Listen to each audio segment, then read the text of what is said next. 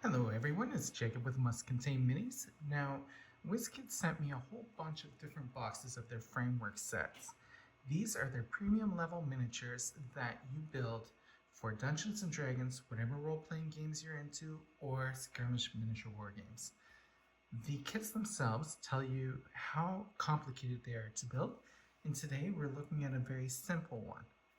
This is the Cyclops Stormcaller from Gilmore's Fantastic Fabrications by Critical Role. I'm not too familiar with Critical Role, but the miniature itself is pretty neat. Let's take a look at the back of the box. Inside, it shows you that you get two different sprues up at the top here, and those sprues give you the components here to give you tons of different options. There's 4 different ways that you can arm this guy, and there's also a couple of extras in the box that we'll go over. First, we'll take a quick look at the sprues.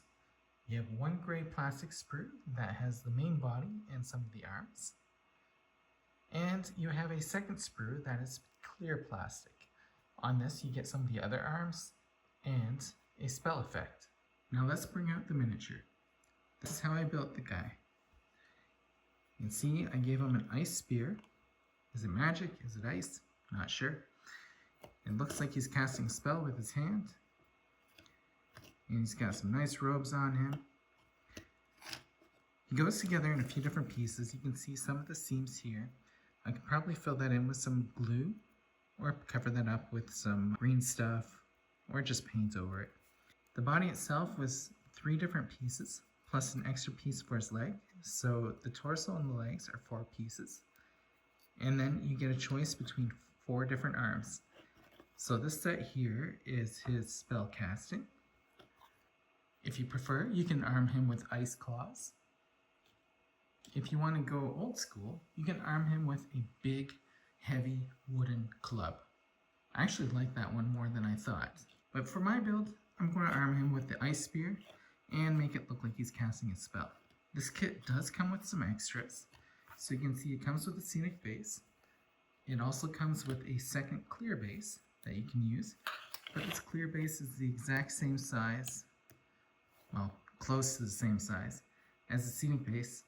So I think we're just going to put him on a different base and not bother using this. This might go in my base collection, but if you're playing the board games and you don't want the scenic base, it is pretty beneficial actually to put him on this clear base because then you can see your gaming map underneath for those of you playing role-playing games.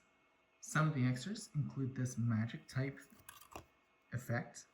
Not sure how to use it on this miniature. And you can put it on your gaming mat to show that he's casted a spell there, or maybe you can cut part of this off, glue it to hand so it looks like there's magical ice bolts coming out of his hand, whatever you want. On top of that, there's this cool owl that you could place on his shoulder. There you go. You could glue that on his shoulder. Looks pretty cool with the owl there. And finally, you also get the option, if you prefer, instead of having him bald, the Cyclops bald, you could glue on some hair. I mentioned that there's options in the arms, but on top of that, there's also options in the heads. There is a second head here that you could have used instead of the one that's on him. So how does this miniature scale up to other figures? Well, here is the Cyclops Stormcaller alongside the Goliath barbarian that I built a few weeks ago. And from Wizkids, we have a mind flare. And we also have a human wizard. Let's add in a couple of them. So you can see, compared to human-sized figures, this miniature is much larger. I also have a child-sized miniature from Wizkids too. Compared to other brands, let me give you a quick show of how he scales. This is a miniature from Conquest. Now Conquest miniatures are big to begin with. This is a Frostgrave barbarian, so he's about 28 millimeters tall. And you can see, compared to this figure, he's really tiny. We have a Stormcast Eternal, shown for scale purposes only. And One of my more favorite miniatures from my fantasy collection is this Reaper Miniatures Hill Giants. They're pretty much the same size, so this Cyclops Stormcaller is a fairly sizable model. Maybe not quite so big as a Dreadnought, but compared to the other figures that we have, he's a giant. Building this miniature was pretty simple. I found the most difficult part connecting this leg on the back. You can see it goes in there a special way. The body itself is hollow on the inside, so I just had to fiddle with it a little bit until I got it the way I wanted.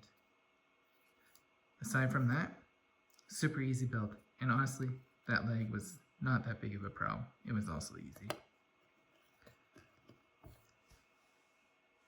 Hopefully you enjoyed this quick review, and until next time, happy gaming everyone.